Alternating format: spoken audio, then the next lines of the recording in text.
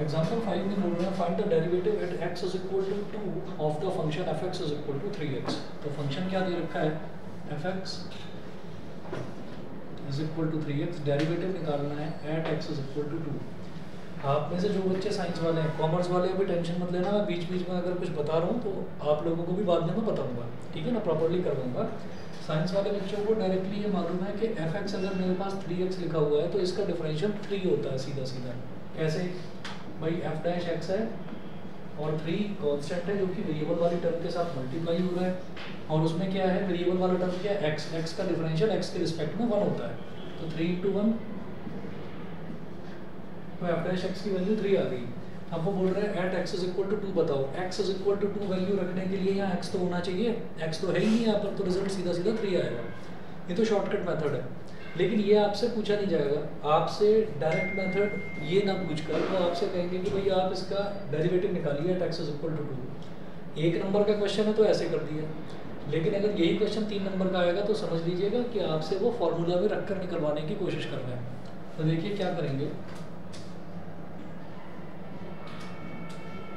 f dash x is equal to, यहाँ लिखिएगा limit h tending to 0 f x plus h minus f x upon h। Limit h tending to 0 f x plus h क्या होगा, जब f x है वो क्या है 3 × x, तो f x प्लस h क्या होगा, x की जगह x प्लस h डाल दो बस, 3 × x प्लस h, और f x तो 3x है ही, और upon h।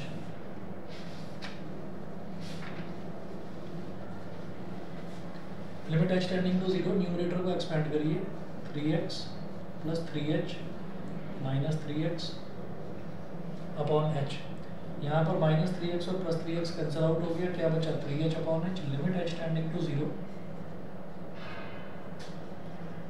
3h upon h, h से h कैंसिल आउट हो गया, तो रिजल्ट क्या बचा, केवल 3।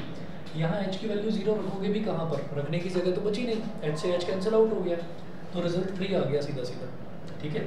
तो ये f डैश x आ गया, ठीक। आप ये समझ लीजिए कि यही f डैश x, अगर मान लीजिए यही f डैश x मेरे पास मान लीजिए कुछ भी आ जाता, मान लो ये 3x आ जाता, 3x जबकि ओरिजिनल फंक्शन दे रखा है, मान लीजिए ये 3x आ जाता है f डैश x, और वो आपसे पूछते हैं कि आप अब x इज इक्वल टू 2 पर इसकी वैल्यू बताइए, तो इसकी वैल्यू क्या हो जाती है 6। आप x की जगह 2 डाल देते तो 3 × 2 = 6, ये इसकी वैल्यू हो जाती है, समझ गए।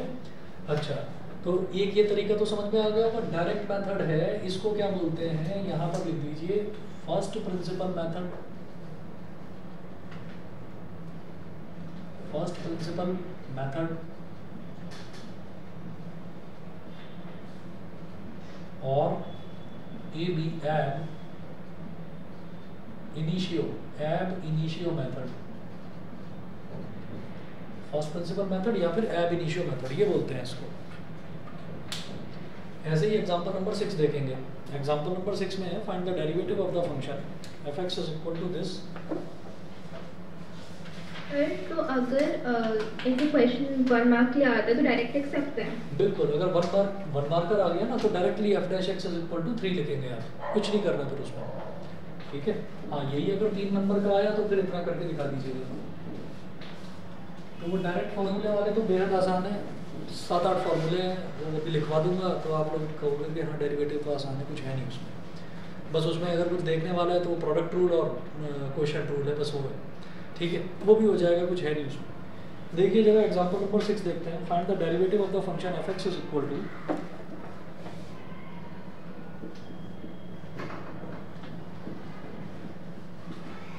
Find the derivative of the function fx is equal to 2x² plus 3x minus 5।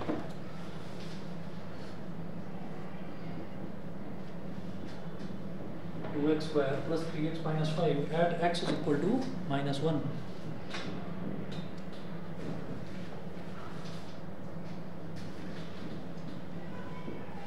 At x is equal to -1. Also prove that f dash 0, एक तो मेरे को f dash x निकालना है at x is equal to -1, ठीक है। और also prove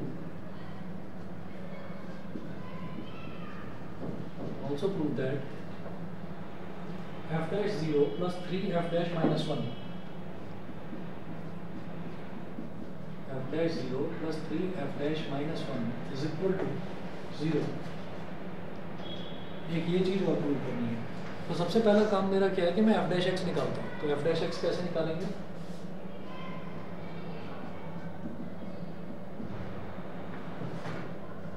limit h tending to 0 f x plus h minus f x upon h. तो limit h tending to 0 f x plus h कैसे बनेगा? ये जो पूरा एक्सप्रेशन है ना, इस पूरे एक्सप्रेशन में जहाँ जहाँ पर x है वहाँ पर आप x प्लस एच रख दीजिए, ठीक। तो 2 इंटू एक्स का स्क्वायर है, ये क्या हो जाएगा? 2 इंटू एक्स प्लस एच का स्क्वायर प्लस 3x है, तो ये क्या हो जाएगा? 3 इंटू एक्स प्लस एच और माइनस 5, ठीक। ये पूरा का पूरा टर्म क्या हो गया? ये हो गया f x plus h minus f x करना है। अब एफ एक्स कितना है? ये 2x square plus 3x minus 5, 2x square plus 3x minus 5 और अपॉन में क्या है? h is equal to limit h tending to 0। हम न्यूमरेटर देखिए 2 इंटू एक्स प्लस एच का whole square. X plus h का होल स्क्वायर क्या हो जाएगा? X square plus h square plus 2xh। 3 into x plus H को जब expand करेंगे तो क्या हो जाएगा? 3x प्लस 3h माइनस 5, ठीक। ये तो पहला वाला टर्म हुआ, ये वाला, ठीक। माइनस ये हो गया minus 2x square minus 3x और माइनस माइनस प्लस का 5 और पूरे के अपॉन में h is equal to limit h tending to 0। अब न्यूमरेटर में है 2 इंटू एक्स स्क्वायर क्या हो गया? 2x square, 2 into H square is 2h square, फिर 2 इंटू 2xh 4xh, फिर 3x प्लस 3h माइनस 5, फिर ये वाला minus 2x square minus 2x square minus 3x minus 2x square minus 2x square और minus 3x plus 5, ये पूरा numerator हुआ।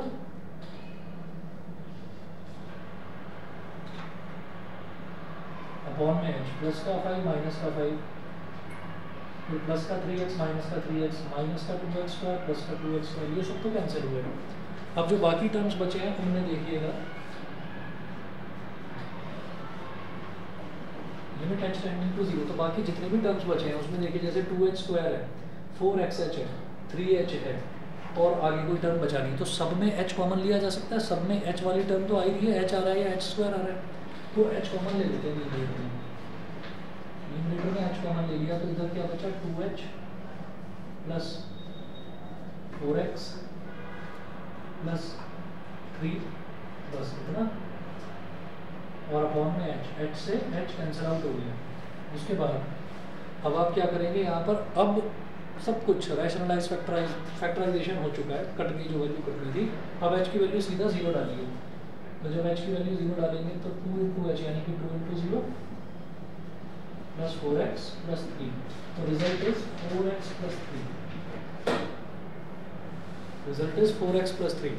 जो साइंस वाले बच्चे हैं वो ये जानते हैं कि 2x स्क्वायर है तो 2 एज इट इज रहेगा, x स्क्वायर का डिफरेंशियल होता है 2x, तो 2x इंटू 2 4x, ठीक। 3 एज इट इज रहेगा और x का डिफरेंशियल 1, तो ये आपका 3 हो गया और ये जो माइनस 5 है ये कांस्टेंट है, इसका तो 0 हो जाएगा, ठीक। तो इतना सब कुछ करने की वजह सीधा आप 4x प्लस 3 लिख सकते थे। अगेन अगर क्वेश्चन आपका 1 नंबर का होता तो करके दिखाना है तो ये पूरा आपको दिखाना ही होगा वहाँ पर, अगर क्वेश्चन की वेटेज ठीक ठाक है तो ये मेरे पास एफ डैश एक्स आ गया। एफ डैश एक्स की वैल्यू आ गई 4x प्लस 3। तो पहले तो उन्होंने एफ डैश एक्स निकालने के लिए पूछा था और फिर बोल रहे हैं कि also prove that F dash 0 plus 3 f dash minus 1। तो जो प्रूविंग वाला पार्ट है उसका लेफ्ट हैंड साइड अगर देखें तो f dash 0 plus 3 f dash minus 1, मुझे ये निकालना है, ये 0 के बराबर आना चाहिए। अच्छा, इन्होंने बोला था find the derivative of the function at x is equal to -1, ये बोला था इन्होंने।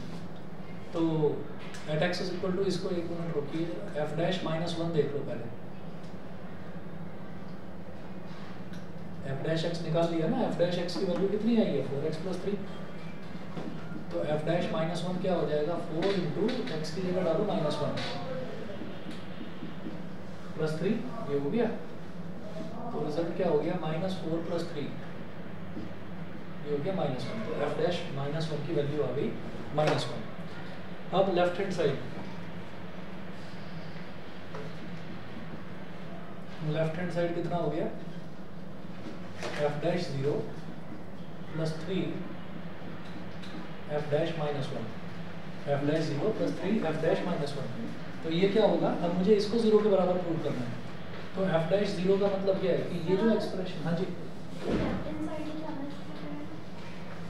हाँ, ये लेफ्ट हैंड साइड इसका है, मेरे को ये चीज़ प्रूव करनी है। और उससे पहले ना क्वेश्चन में ये रखा है कि find the derivative of this function at x = -1। तो एट x = -1 का मतलब कि एफ डैश एक्स तो मैंने ये निकाल लिया, ठीक है। अब एफ डैश एक्स में ही मुझे x की जगह -1 रख देना है। तो -1 रख के पहले मैंने एफ डैश -1 निकाला, पहले तो ये करा, अब मैं ये प्रूविंग वाला पोर्शन कर रहा हूँ। तो इसका left hand side F dash 0 + 3 f dash -1। अब इसकी वैल्यूज रख कर ये 0 के बराबर आना चाहिए। तो आप ये देखिए एफ डैश 0 का मतलब क्या है कि इस एक्सप्रेशन में x की जगह 0 डाल दीजिए, 4 × 0 + 3, ये तो हो गया एफ डैश 0 प्लस 3 × ये जो एफ डैश -1 है ये मैं निकाल ही चुका हूँ -1, तो 3 × -1, 4 × 0 is 0, 0 + 3 is 3, तो 3 और 3 × -1 is -3, तो 3 - 3 कितना हो गया 0 = RHS।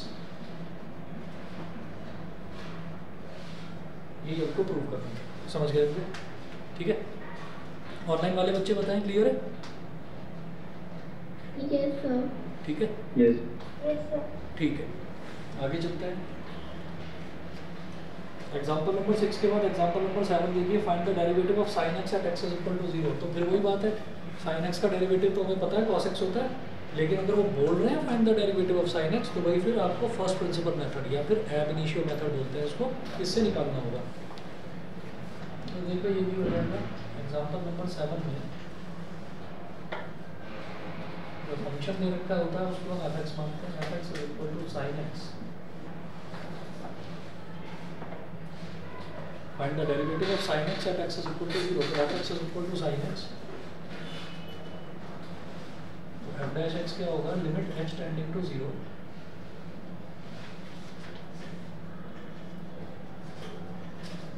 Limit h tending to 0 f(x + h) minus f(x) + h minus f(x) upon h।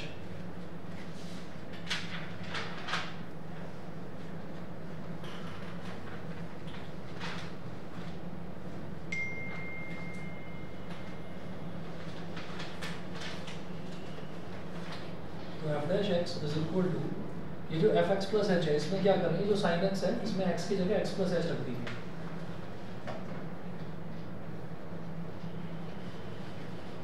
sin x + h minus sin x और अपॉन में h। तो यहाँ पर क्या करेंगे, ये अगर मैं साइन को एक्सपेंड करना चाहूँ तो क्या हो जाएगा, साइन, अच्छा लिमिट h टेंडिंग टू 0 लिखना भूल गया, f(x) = limit h tending to 0। तो sin c - sin d का फॉर्मूला लगा दें।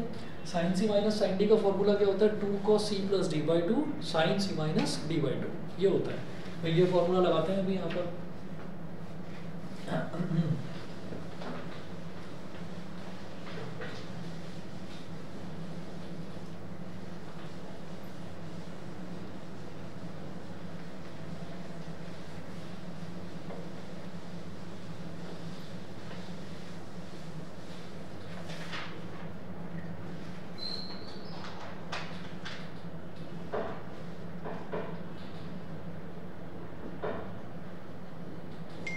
Limit h tending to 0, limit h tending to 0 sin x + h minus sin x, तो sin c - sin d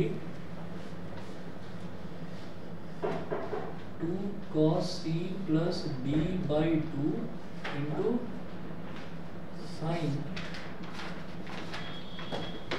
c minus d/2 upon h, ये हो गया। इधर +x - x cancel out हो गया, ये क्या होगा, limit h tending to 0 2 cos 2x plus h upon 2 into sine h upon 2, ये हो गया। ठीक, इसमें क्या करिए, डिनोमिनेटर में h दे रखा है, तो डिनोमिनेटर में जब h दे रखा है तो आप उसको h/2 बना दो।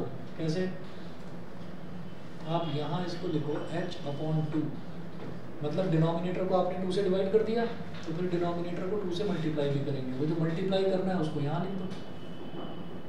बताइए, लिखा जा सकता है? इससे होगा क्या, जब साइन h/2 अपॉन h/2 आ गया तो ये पूरा का पूरा टर्म क्या बन जाएगा, 1। Limit x tending to 0 sine x upon x कितना होता है, 1 होता है। तो ये तो वही sine h/2 upon h/2, h tending to 0 है तो h/2 भी तो 0 ही होगा, तो साइन h/2 अपॉन h/2 क्या हो गया, 1। तो ये टर्म तो 1 हो गया, और इस तरफ 2 से 2 कैंसिल आउट हो गया, ये हो गया 1। अब h की वैल्यू 0 डाल दीजिए, cos 2x प्लस 0 अपॉन 2, यही तो आया, तो 2x अपॉन 2 आ गया, और 2x अपॉन 2 में आपने 2 से 2 को कैंसिल आउट कर दिया, तो रिजल्ट क्या आ गया, cos x आ गया।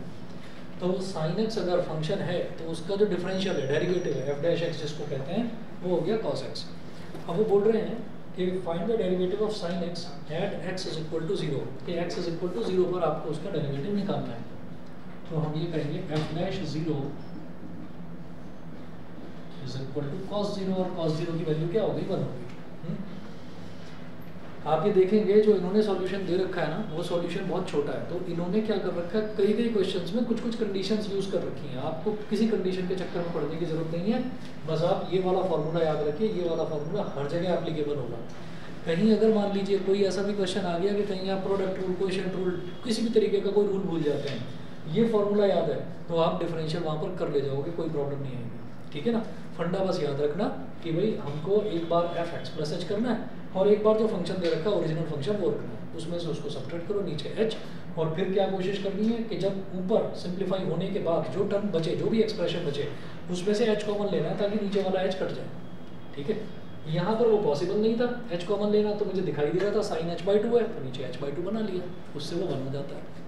ठीक है, ऐसे ही एग्जांपल नंबर 8 देखिए, find the derivative of f(x) is equal to 3 at x is equal to 0 and at x is equal to 3। Find the derivative of f(x) is equal to 3। अब मेरे पास जो f(x) है वो 3 दे रखा है, 3 मतलब कांस्टेंट फंक्शन दे रखा है। तो एग्जांपल 8 में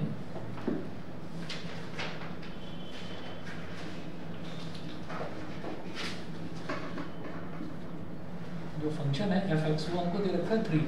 अब यहाँ से अगर f'(x) निकालूंगा तो वो कैसे निकलेगा, limit h tending to 0 f(x + h) minus f(x) upon h। f(x + h), भाई इस ब्रैकेट में x जो है वो x भी इस फंक्शन का कुछ बिगाड़ नहीं पा रहा है। क्यों, भाई ब्रैकेट में x लिखा हुआ है लेकिन रिजल्ट तो 3 है, ब्रैकेट में आप x + h डालें तो भी इस पे x तो कहीं है नहीं, तो इसका कोई कुछ बिगड़ेगा ही नहीं, जो है वही वैल्यू आ जाएगी, मतलब 3 ही आएगी f(x + h) की वैल्यू। कांस्टेंट फंक्शन की वैल्यू, उसको कांस्टेंट फंक्शन ही इस वजह से बोलते हैं कि उसकी वैल्यू कांस्टेंट रहने वाली है, चेंज ही नहीं होती, कांस्टेंट ही रहती है। तो ये क्या हो जाएगा, limit h tending to 0 f(x + h) की वैल्यू भी 3 और f(x) की वैल्यू भी 3, तो 3 - 3 अपॉन h, -3 कट गया, 0 अपॉन एनीथिंग, मुझे लिमिट की वैल्यू भी डालने की जरूरत नहीं पड़ी, 0 अपॉन एनीथिंग इज 0। ये तो सीधा 0 आ गया। जब ये 0 आ गया तो वो बोल रहे हैं कि आपको डेरिवेटिव की वैल्यू निकालनी है at x is equal to 0 and at x is equal to 3। तो f'0 कितना हो जाएगा, x की जगह 0 डालिए, f'(x) का रिजल्ट 0 आ रहा है, तो f'0 कितना आ जाएगा, 0, और f'3 कितना आ जाएगा, वो भी 0। तो कुल मिलाकर आप कुछ भी वैल्यू डालिए, रिजल्ट आपका 0 ही आएगा। ठीक है ना, कांस्टेंट फंक्शन का डिफरेंशियल इज ऑलवेज 0। इसी तरह से एग्जाम्पल नंबर 9 है, 10 है, 11 है। एग्जाम्पल नंबर 9, 10 और 11 में छोड़ रहा हूँ, अपने आप कर लेना, कुछ भी नहीं है, बिल्कुल इसी के जैसे। ठीक है, एग्जाम्पल नंबर 12 पर आता हूँ मैं।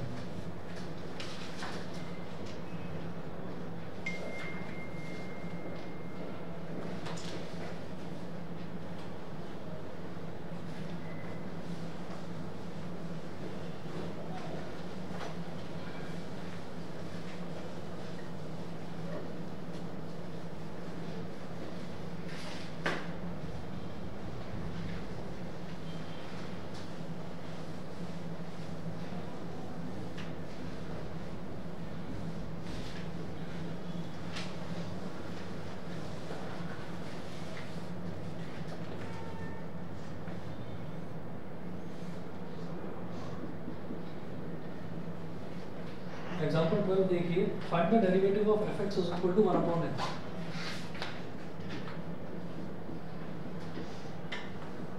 Find the derivative of fx is equal to 1 upon x, तो फिर f dash x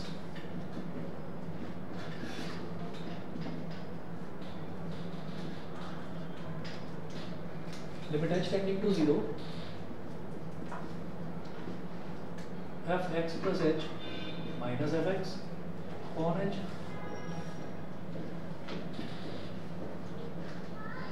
is equal to limit h tending to 0 fx plus h कितना हो जाएगा? ये जो fx है इसमें जहां पर x है उसकी जगह x plus h डाल दो, 1 upon x plus h minus fx as it is 1 upon x।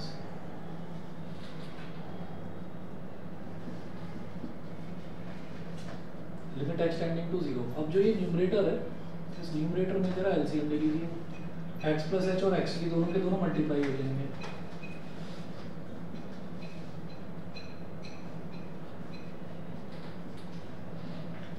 ये दोनों मल्टीप्लाई हो गए, x इस 1 से मल्टीप्लाई और x प्लस h इस 1 से मल्टीप्लाई, तो x प्लस h सॉरी ये x इससे मल्टीप्लाई तो x माइनस और ये x प्लस h इस वाले 1 से मल्टीप्लाई अपॉन में h है, तो ये जो अपॉन में h है इसको लिख दो h अपॉन 1, क्योंकि हम ये जानते हैं कि जब ऊपर और नीचे दोनों तरफ रैशनल एक्सप्रेशन होता है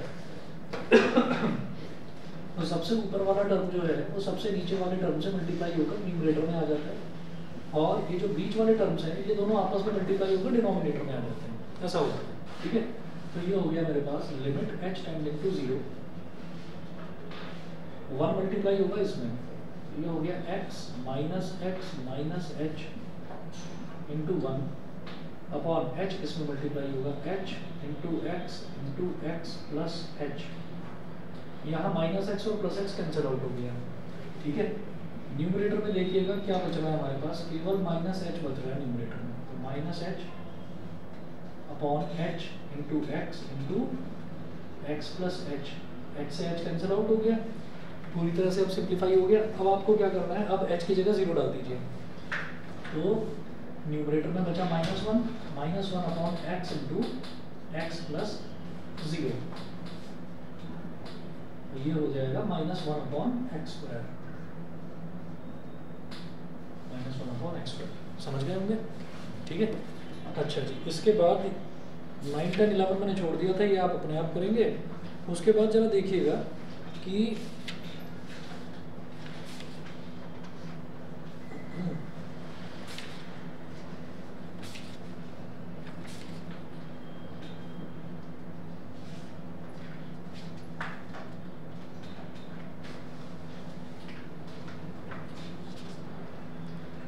हमें सारे तो नहीं, लेकिन कुछ स्टैंडर्ड डेरिवेटिव्स हैं, बस उनके फॉर्मूले में आपको नोट करवा रहा हूँ। सारे नोट करने की ज़रूरत नहीं है, लॉग वॉग वो सब कुछ करने की ज़रूरत नहीं है। आपको सिर्फ इतना करना है जितना एनसीईआरटी में दे रखा है, साइन का, कॉस का और एक्स की पावर n का। ठीक है, इतना कर लीजिए। चलो ट्रिग्नोमेट्री वाले जब करवा रहे हैं तो हाथ के हाथ सारे लिख लो।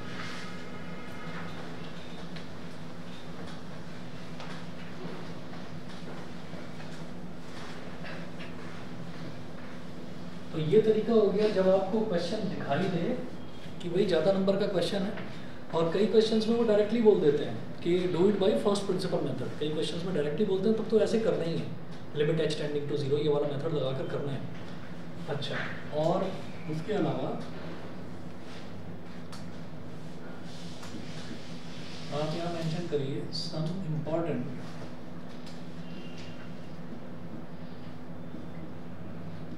डेरिवेटिव्स।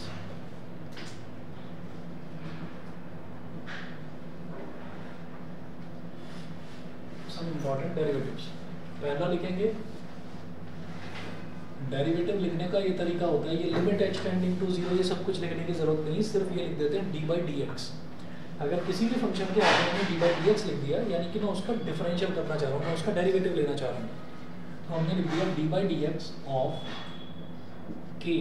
k क्या होता है? कोई भी कांस्टेंट, कांस्टेंट यानी कि जैसे 1 2 3 4 5 6 कोई भी नंबर, तो d/dx of k is equal to 0। अच्छा कांस्टेंट क्या होता है? ये जो x वाला टर्म है ना, x वाले टर्म के अलावा कोई भी टर्म आपको मिल जाए that is treated as constant, ठीक है, उसको कांस्टेंट की तरह ट्रीट करेंगे। ऐसे ही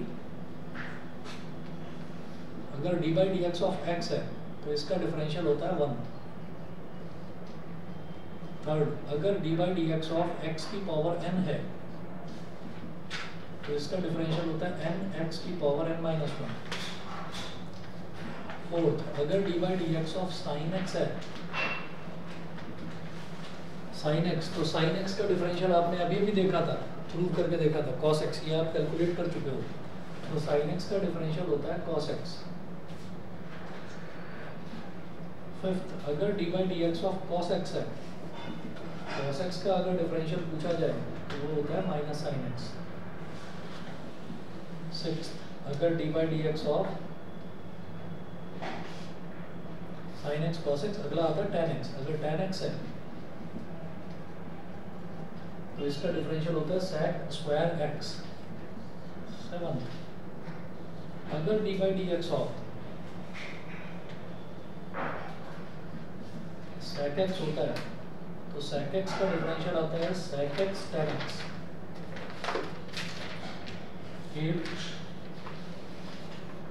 अगर d by d x of, ये तो सेक एक्स हो गया, सेक एक्स का डिफरेंशियल हो गया सेक एक्स टेन एक्स। अब अगर डी बाई डी एक्स हमको इसका हो गया सेक एक्स के अलावा क्या बचता है, कॉसेक एक्स। कॉसेक एक्स का होता है minus cosec x cot x, minus cosec x cot x. 1 minute wait करिए।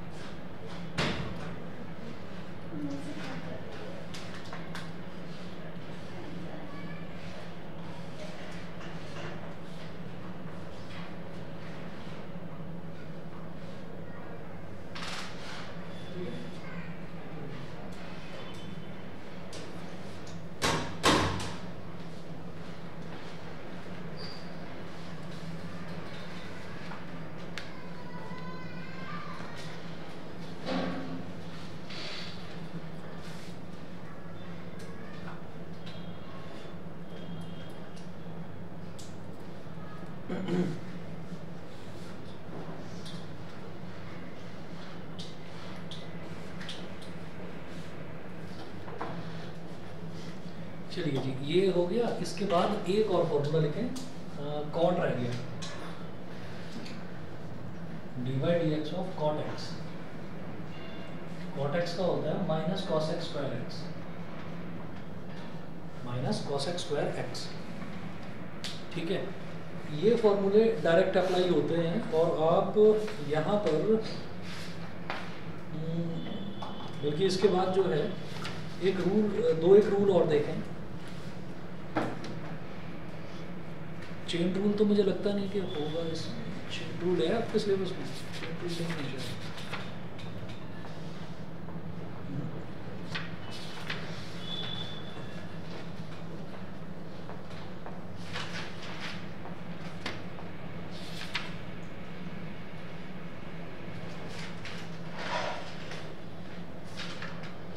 चेन रूल भी वैसे मैं करवाऊंगा। एक दो क्वेश्चंस जो है ना वो मिसलेनियस में दे रखे हैं चेन रूल वाले, तो वो मैं करवाऊंगा आपको। इसमें एक काम करिएगा,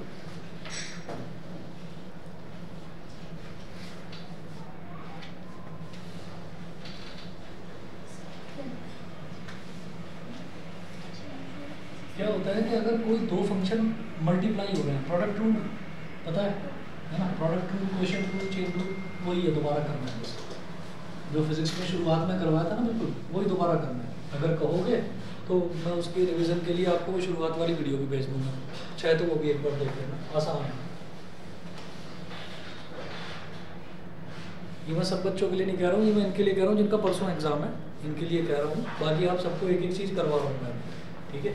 नोट करिएगा, प्रोडक्ट रूल ऑफ डिफरेंशिएशन, बस प्रोडक्ट रूल लिख दीजिए, बस इतना हो। प्रोडक्ट रूल, प्रोडक्ट रूल में क्या है कि जहाँ पर भी कोई दो फंक्शंस मल्टीप्लाई हो रहे हैं और ये कहा जाए कि उन दोनों फंक्शंस का जो प्रोडक्ट है उसका डिफरेंशियल निकालना है आपको। एक तरीका तो ये है कि दोनों फंक्शंस को पहले मल्टीप्लाई कर लीजिए, मल्टीप्लाई करने के बाद में उसका आप डिफरेंशियल निकालिए। लेकिन कई बार क्या होता है कि मल्टीप्लाई करना पॉसिबल नहीं होता। जैसे मान लीजिए एक तो एल्जेब्रिक फंक्शन है, एक्स स्क्वायर प्लस 2x दे रखा है, और एक ट्रिग्नोमेट्रिक फंक्शन है, साइन एक्स दे रखा है या कॉट एक्स दे रखा है, तो वहाँ कैसे मल्टीप्लाई करेंगे? वहाँ तो उसको ऐसे ही लिखना पड़ेगा, 2x square plus x into cot x. तो प्रोडक्ट रूल की ज़रूरत बहुत ज़्यादा पड़ती है। हम ये कहेंगे d by d x of f x into g x. F x into g x का मतलब क्या हो गया कि दो फंक्शन हैं, ये मल्टीप्लाई हो रहे हैं और इनका डिफरेंशियल निकालने के लिए बोला जा रहा है। तो वो क्या होगा भाई, पहले इसमें क्या करा जाता है, पहले एक फंक्शन को रखते हैं as it is, f x as it is into g dash x. G dash x आप समझ गए होंगे कि d by d x of g x, मतलब जी एक्स का डिफरेंशियल, ठीक है। तो चाहे तो इसको उसी तरीके से लिखिए, f x into d by d x of g x plus, अब जी एक्स को एज इट इज रखो, g x into d by d x of f x. ये हो गया, ये तो प्रोडक्ट रूल है। इसी तरह से क्वोशिएंट रूल, क्वोशिएंट रूल मतलब जब दो फंक्शंस जो हैं वो डिवाइड हो रहे हैं, क्वोशिएंट रूल। जब दो फंक्शंस डिवाइड हो रहे हो तब क्या करेंगे, मतलब ऐसे दे रखा हो कि d by d x of f x upon g x, d by d x of f x upon g x. तो इसमें क्या होगा, इसमें इसका जो फॉर्मूला है वो ये होता है कि पहले डिनोमिनेटर का होल स्क्वायर करिए, मतलब जी एक्स जो है वो डिनोमिनेटर में है, इसका होल स्क्वायर करा। फिर न्यूमरेटर में क्या करेंगे कि जी एक्स को रखेंगे as it is, g x as it is into d by d x of f x minus, मतलब क्या करेंगे, पहले denominator as it is into d by d x of f x minus फिर f x as it is into d by d x of g x. ये होता है quotient rule, ठीक। एक चेन रूल भी होता है, चेन रूल मैं आपको बाद में कराऊंगा, अभी ऐसा सच उसकी एकदम से जरूरत नहीं है चेन रूल की, ठीक। तो जरा देखिएगा क्वेश्चंस इसके, बस ये फॉर्मूले याद रखने हैं और ये दो रूल्स याद रखने हैं और फिर आगे चलते हैं।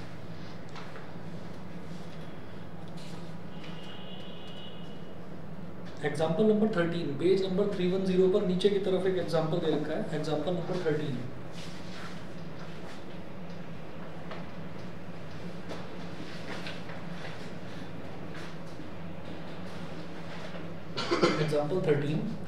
एग्जाम्पल 13 में है compute the derivative of 6x की पावर 100 माइनस x की पावर 55 प्लस x। तो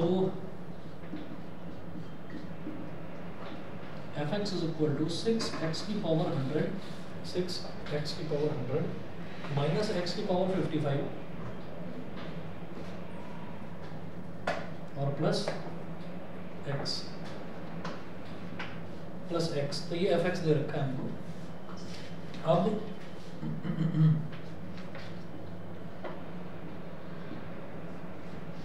अब क्या करना है, इसको डिफरेंशिएट करना है। तो कैसे करेंगे डिफरेंशिएट, इसको लिख दो f dash x is equal to, जब भी कांस्टेंट वाला टर्म अकेला अगर लिखा रहता है, जैसे कांस्टेंट k है, ये अकेला लिखा हुआ है, अगर अकेला कांस्टेंट लिखा हुआ है तो उसका डिफरेंशियल तो होता है 0, ठीक है। लेकिन अगर कांस्टेंट किसी वेरिएबल वाली टर्म में मल्टीप्लाई हो रहा है तो कांस्टेंट का कुछ नहीं बिगड़ता, कांस्टेंट एज इट इज रहता है फिर।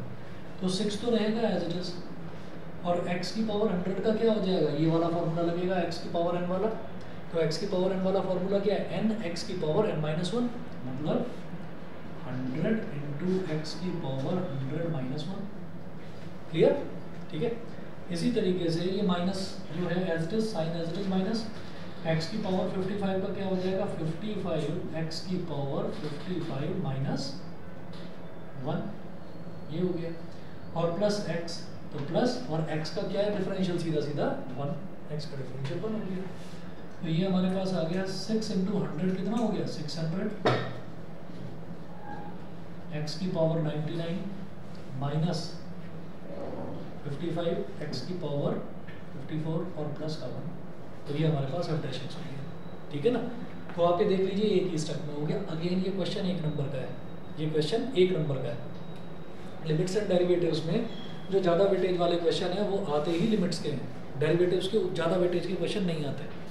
आप आगे भी क्वेश्चन देखेंगे तो कोई भी क्वेश्चन बहुत लेंथी नहीं होगा, क्वेश्चन रूल को छोड़कर। क्वेश्चन रूल के 1-2 क्वेश्चन थोड़े से लेंथी हो जाते हैं, तो वहाँ वेटेज ज़्यादा मिल सकती है क्वेश्चन की।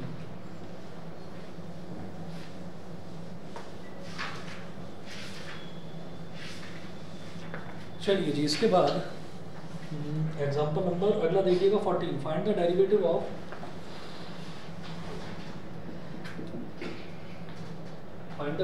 ऑफ तो फंक्शन हमें क्या दे रखा है, 1 plus x square plus x cube, ऐसे दे रखा है।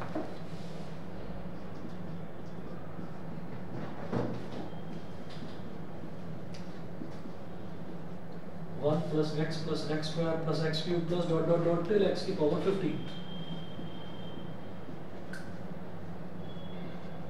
टिल एक्स की power 50 at x is equal to 1, at x is equal to 1।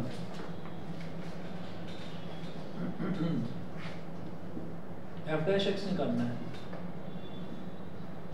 तो 1 है, 1 तो एक कांस्टेंट है जो कि अकेला दे रखा है, तो उसका डिफरेंशियल 0, x का डिफरेंशियल 1, एक्स स्क्वायर का डिफरेंशियल 2 इंटू एक्स की पावर 2 माइनस 1, एक्स क्यूब का डिफरेंशियल 3 इंटू एक्स की power 3 minus 1 plus dot dot dot dot dot dot x की पावर 50, तो 50 एक्स की पावर 50 माइनस 1, ये हो गया, ठीक।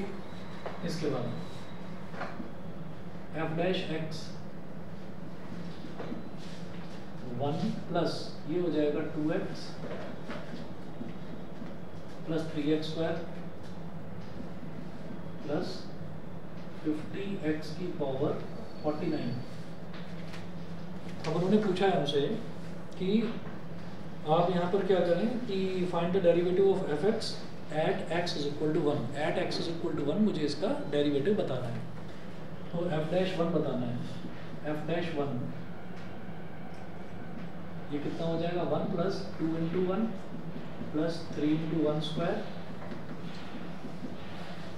प्लस 50 इंटू 1 की पावर 49, 50 इंटू 1 की पावर 49, तो 1 की पावर 49 1 ही होगा। तो f dash 1 is equal to 1 plus 2 plus 3, 1 की पावर कुछ भी रखिए वो 1 ही आएगा, प्लस 50।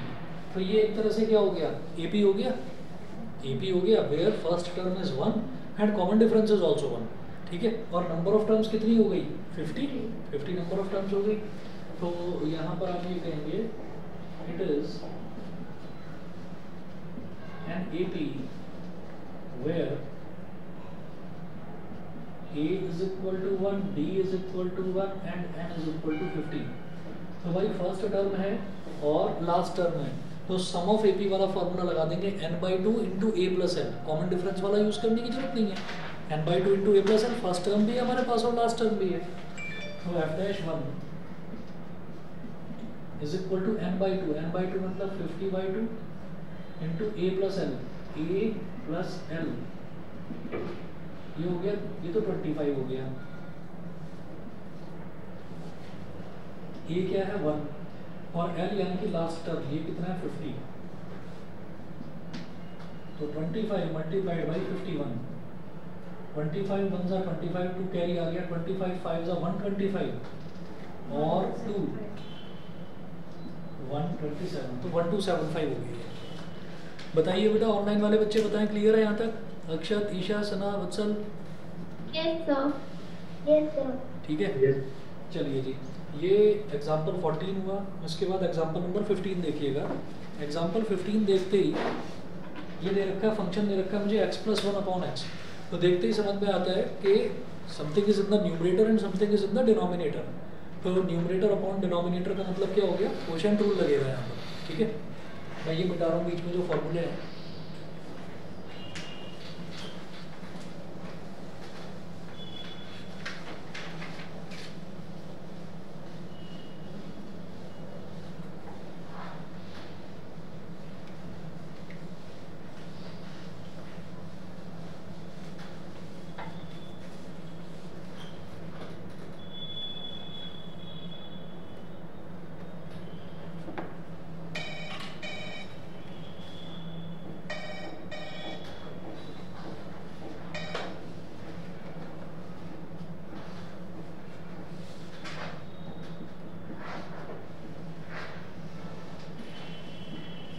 एग्जाम्पल नंबर 15 में f(x) दिया है हमको x + 1 अपॉन x।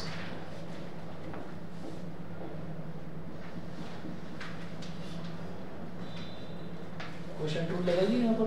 तो क्या करेंगे, f'(x) क्वोशिएंट रूल क्या कहता है कि सबसे पहले डिनोमिनेटर का कर देते हैं होल स्क्वायर, कर दिया। उसके बाद न्यूमरेटर में क्या लिखेंगे, denominator as it is into d/dx of numerator, x into d/dx of x + 1 minus numerator as it is मतलब x + 1 as it is into d/dx of denominator मतलब d/dx ऑफ x।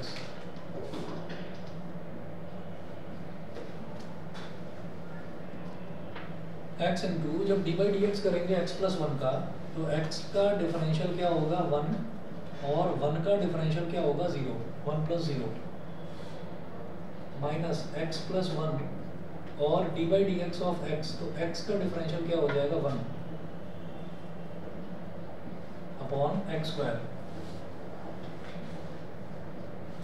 तो f'(x) is equal to x into 1 + 0, ये कितना हो गया x minus x + 1, बस ये x + 1 ही बचा अपॉन x²। करिए सिंप्लीफाई, तो x minus x minus 1 upon x² minus x + x कर दिया, तो रिजल्ट क्या आया -1 अपॉन x²। तो f'(x) की वैल्यू क्या आ गई -1 अपॉन x²। इसके बाद एग्जांपल नंबर 16 में वो बोल रहे हैं compute the derivative of sin x।